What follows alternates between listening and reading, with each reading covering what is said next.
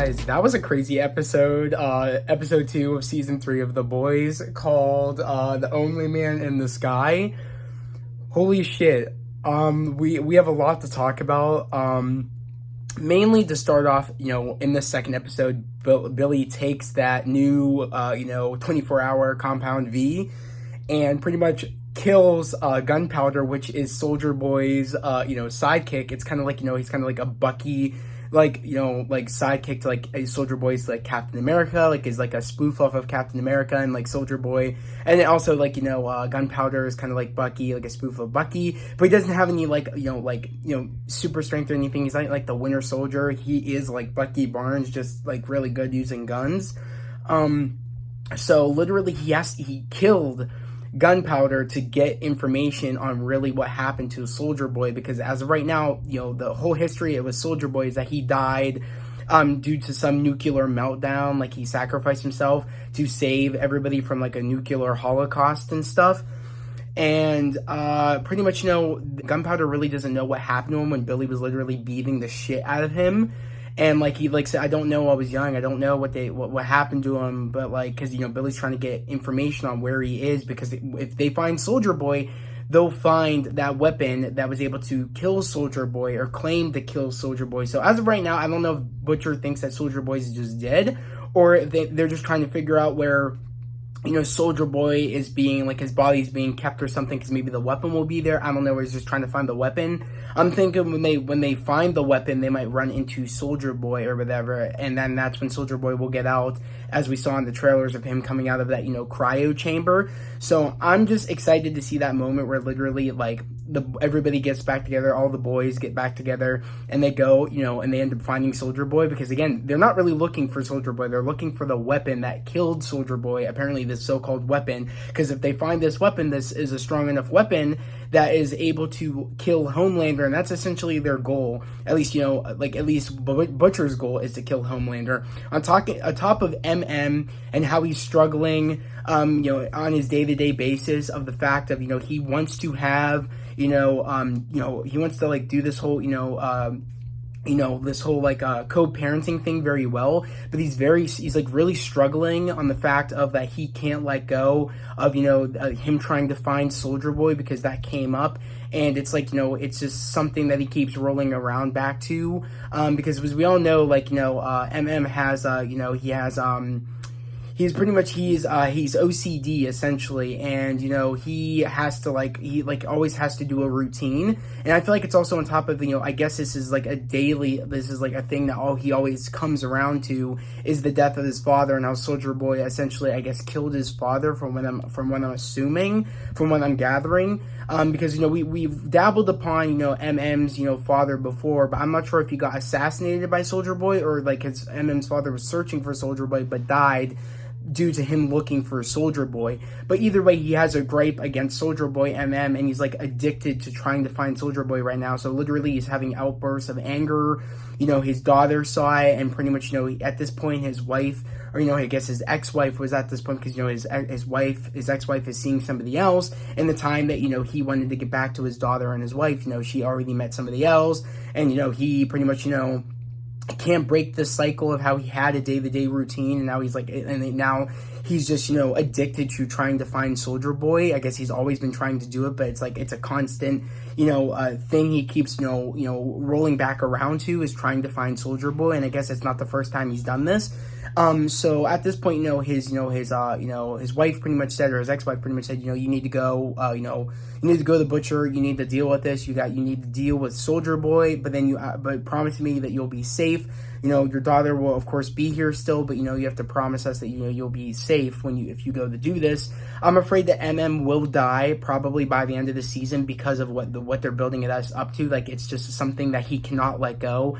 About Soldier Boy, either killing his father, or pretty much, again, his father doing research, that pretty much killed his father doing research trying to really find Soldier Boy. So either way, it's just really personal. I'm assuming that he did kill his father, because it seems very personal to MM about taking out Soldier Boy. So I think he did kill his father from what I'm gathering, because how upset he is and how he just can't let this go. And he's been really trying to find Soldier Boy all this time, and he's not buying what they're putting down of him sacrificing himself and stuff, to save the country and shit. He's not buying it. So, while, Butcher is going to, trying to shake down Gunpowder, trying to find out where Soldier Boy is, we have, of course, Kimiko and we have Frenchie pretty much, going to Vought-Land, trying to talk to Crimson Countess, because Crimson Countess is Soldier Boy's old, girlfriend, or wife, one or the other, and, she would know what really happened to Soldier Boy. And, of course, she sings pretty much in the museum of Soldier Boy in Vought-Land, pretty much telling the story of Soldier Boy, and who else better than, Soldier Boy's old, girlfriend to do it. So she pretty much is a singer, and of course, I guess Kimiko is a big fan of, Crimson Countess's singing, and, she was like, in the audience with everybody else, pretty much buying up the story about how Soldier Boy sacrificed himself. Pretty much, she's like into the singing of Crimson Countess, but, Frenchie's like, oh my god, I can't believe people are buying this right now. Pretty much like, what the hell is going on? And, I just love Frenchie's character. I find him very funny. And the one moment, of course, they're backstage, and, she, I guess, is, she has, like, I guess, she is a supporter of monkeys or something, I guess. Like, she's done, I guess, volunteer stuff with monkeys, I think, from what I'm assuming by what she showed. I'm not quite sure, but she was comparing Kimiko and the fact that, I guess, that, like you can't talk, monkeys aren't able to cry or something. Like, she said something like that, and Frenchie's like, oh my god, this girl's insane, or whatever, and she's like, no, she's not insane, she's nice, or whatever. But of course, Frenchie's like, okay, let's skip all this crap, you need to put her up, you need to pin her down so we can get some information on where the hell Soldier Boy is, and if all this shit that she's talking about, if him doing this is actually true, because as we know, they're trying to find Soldier Boy, they're trying to find the weapon that killed Soldier Boy, so they're trying to figure out what really happened to Soldier Boy to see if even the weapon exists, at least from what I'm gathering. On top of, going to, Huey. Huey's been going through the ringer. Huey is just so upset at the fact of, Victoria, lied to him all this time. And, he ends up finding out that Victoria Newman is actually the adoptive daughter of Stan Edgar. So Stan Edgar adopted, Victoria Newman, aka her actual name is Nadia, and that's what, and apparently they were in this, I think it was either a foster home or I think it was an adoptive agency for Supes. It was called the Red River. That was what it was called. This Supes, like adoption agency was called like the Red River, from what I'm gathering. I couldn't tell if it was actually like a foster home or, it was because or like a place you can adopt. I think it was a place that you can adopt. But you can also adopt when, there's also a foster home. So I think it was a foster home that you could just, adopt, Supe kids there.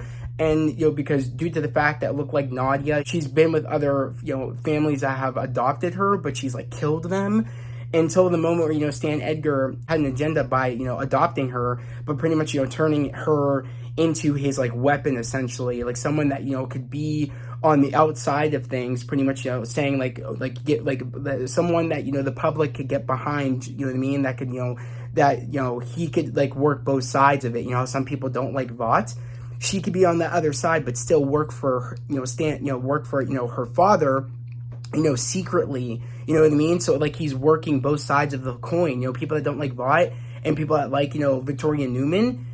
It doesn't really matter because essentially they still like Vought, but through Victoria Newman, and she's the one pretty much, blowing up people's heads for, again, Stan Edgar, again, her father. So that was just crazy to find out that she is Stan Edgar's, kid. So that was crazy to find that out. So I'm excited to see, like, and clearly he's manipulating her. Like, he's been manipulating her this entire time to be his, assassin, you know what I mean? That he wants, when, things go sideways and stuff, because she's killed people essentially for him. And it seems like she's just being used, and it seems like she doesn't really want to do all these things, but kind of like, she's she's been taught to do these things from Stan Edgar, because we know Stan Edgar isn't a good dude. Besides the one part I really cracked up at when Stan Edgar was telling, Homelander, pretty much for like this, I guess it's called Homelander, it's like a Homelander special. And of course, what's his face? Supersonic, which is Starlight's, ex-boyfriend, has to do his old dance routine, singing routine, because I guess he was like a pop star at one point, and he's kind of like grown out of that, but he had to do that for like, I guess the Homelander special. And of course it's called the Homelander special because it's Homelander's birthday, and Homelander isn't liking the fact that Starlight is the co-captain of the co-leader of the Seven. So pretty much he's trying to embarrass her, making her sing happy birthday to him, but also with some backup dancers. And, of course, in some revealing outfits and stuff, pretty much trying to embarrass, Starlight. And of course, Stan Edgar says, okay, she doesn't have to do this if she doesn't want to. She's in control of what the Seven do. And if she doesn't want to do it, she doesn't have to do it. Because mainly people are coming here, like, I think he said, like, 76% of people are actually coming to tune in to watch Starlight due to her numbers.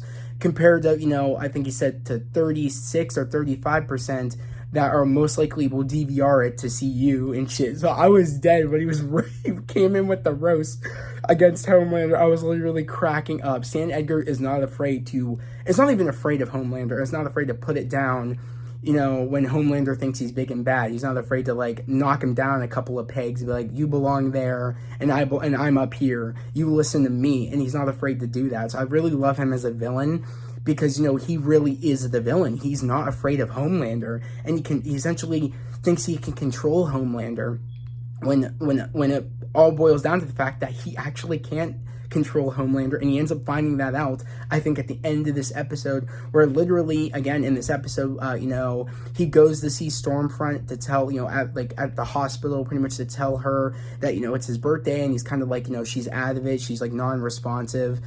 And, we get to the point where literally, she's just had enough of her life, and she pretty much she bit her own tongue off. She ended up choking on her own tongue, and she ended up dying. And at this point, the news breaks, while Homelander's trying to save someone from jumping off a building, trying to, commit suicide. And I kid you not, like, at this point, he's just had enough. That was the last straw. And he pretty much tells this girl, oh, you can't back out now. You know what I mean? There is no God. There is no God up there. There's only me up there flying around. I'm the only God here. And pretty much tells her to jump. And clearly she doesn't want to, but he turns on his laser vision and is about to like laser her if she doesn't do it. I think he might have. And that's why she went off the building. Or maybe he just threatened her and she just jumped off. I'm not quite sure. But literally he is just done having the media control him, or he's done having Stan Edgar and Ashley and Vought and everybody to do with Vought pretty much controlling him. He's hell sure as shit done with Starlight and of course Maeve threatening him with that tape. He's all out not giving a shit anymore, and he said that he pretty much says at the Homelander special, saying that, I'm not donating any money for Starlight's charity. That's just something that she was told to say, and, pretty much I had to, like, agree to these terms. This is all fake shit. This isn't really who I am. I shouldn't have to apologize for anything. I'm the real hero. You guys aren't the real heroes. I'm not equal. I'm not a human like you guys. We're not equal. I'm above you guys. Like, he's fully going on crazy right now. He's fully lost it. Like, Stormfront dying was his breaking point. Like, that was the turn where it's like he does not give a shit anymore. He's letting people know that Vought is fake. His persona is fake. I wouldn't be shocked if he comes out saying, like, I wasn't even born from a mother. I was concocted with these different, I came out of a test tube. I was made up. You know what I mean? Like, I never really had, parents. I never really had this whole, like, small town boy living on a farm situation. Like, I feel like he's going to come out and pretty much expose Vought and expose not just about him, not being, not having an actual, mother and father, and, him being, made up by Vought, just, with them, mixing stuff up with, test tubes and shit. But I feel like he's going to expose, probably with everything to do with Maeve, probably expose everything to do with Annie and everything, just expose the entire, company of Vought and how they're just like, frauds. And of course, everybody, all the crazies are of course going to want to root and pretty much, root for him. Because he's all about we could do anything we want or whatever, pretty much wanting everybody to be chaotic. And of course, it reminds me of someone that used to be our president. I just love how he's doing that literally in this, how like he brings in our real world, shit that we go through with crazy people, and he puts it in with the show. On top of, when Butcher went to this, to go see Gunpowder Soldier Boys again, sidekick, he's at a gun convention and there's kids just with guns at this convention. And that really, again, this dude is not afraid, the director is not afraid to put in real world situations and put it in the show and pretty much say that, and show us how our society really is. But, I just really enjoyed this episode. I just thought it was top notch. And I just thought it was really cool when, Butcher was bulletproof, he had strength, he had the laser vision, but his is yellow and Homelander's is red. I just loved it. I cannot wait to watch episode 3, which I'm actually about to jump into episode 3. Also, I'm a little worried about Hughie and Annie's relationship. It seems to me that, I don't know, I'm afraid they're going to break up. I don't want that. And also, I think, Victoria is on to Hughie for not showing up at work and not buying that, what Starlight said is, we went to Olive Garden or whatever, or we went to Panera. She said we went to Panera or something like that.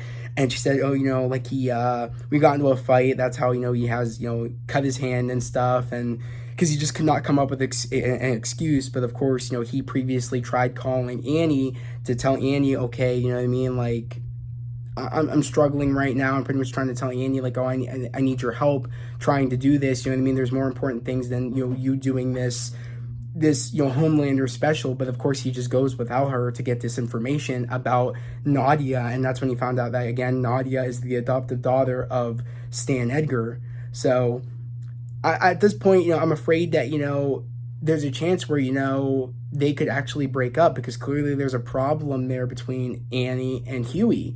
Hughie feels like he's useless, and he feels like, he has nothing to offer, and he feels like his life is just bad. And I'm wondering if he will get powers. I think he will. And I love the moment at the end of this episode where Hughie does call Butcher, or I guess Butcher calls Hughie to tell Hughie after, Butcher, watches the video that Ryan made about, Becca, and that made Butcher sad to the point where, like, Butcher ends up calling, Hughie, saying, you were right, you know what I mean, about, my life and stuff like that. Pretty much, he would, like, because previously in the first episode, Hughie said, at least I have a life, to Butcher, because, Butcher's just upset the fact that Hughie moved on and moved on, and he's still there in the same place, that he's doing the same thing that he's been doing with, of course, Kimiko and Frenchie.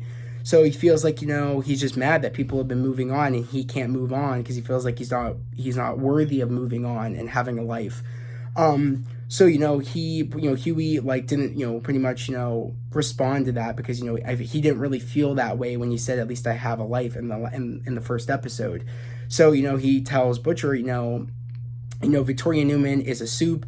Her actual name is Nadia, and of course she's the adoptive daughter of Stan Edgar. You know what I mean? I thought, me doing this, was I thought me working with Victoria Newman was the right thing to do, but it's all rigged. There's no right way to do it. I think the only right way to do it and to deal with and to stop Vought is us working together and us doing whatever plan you have, whatever plan that you have going on right now. I think that, we need to do it.